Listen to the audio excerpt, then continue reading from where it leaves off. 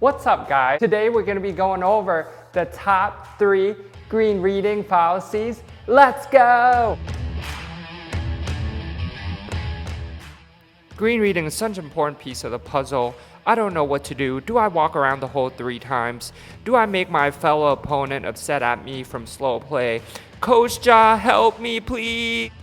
Number 1, the valley effect. Since I've arrived in Arizona, this is probably the thing that I've heard the most from golfers and caddies that I have worked with and been able to help. Always talk about because it is so hilly here and there's great sceneries. See, this putt is gonna break this way because the Camelback Mountain is right over here, so the putt's gotta break away from it. So if the valley effect exists, you should probably always take account of Mount Everest on every single putt that you make. And obviously, that's probably not the case. The fact that that putt probably broke has a lot more to do with the space in between your ball and the hole, more than that mountain. Number 2, it always breaks towards the water. This may relate a little bit with the valley effect. But when I used to live in Florida, a particular island green where, hey, if the water surrounds you 360 degrees, I always ask them, so which way does the putt break then? So there's truth on the fall line and how each green needs to drain a certain way. Sometimes those fall line and those drainage does leads towards the water, but not always. So don't get tricked. Number 3, assumption of opposite putts. What do I mean?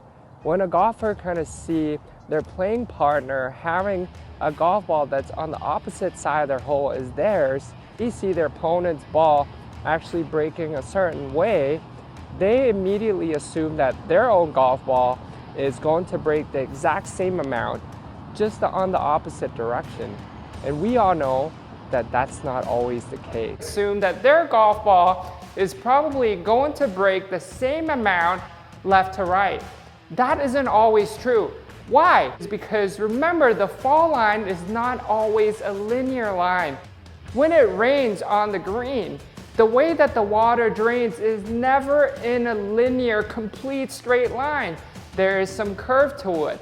So while the clock system may work and help golfers practice and understand angles, 3 o'clock doesn't always line up with 9 o'clock. Green reading is hard enough where if you are distracted by some of these myths, it's gonna make it so much harder. It's gonna take your attention away from what you need to be analyzing, which is the space between your golf ball and the hole. Thank you so much for tuning in. If you like this video, please do your boy a big favor. Go ahead and subscribe to my channel. Hit the like button, comment down below. Tell me a little bit about some of the other putting green reading myths that I may have missed or you have heard. I'll catch you next time.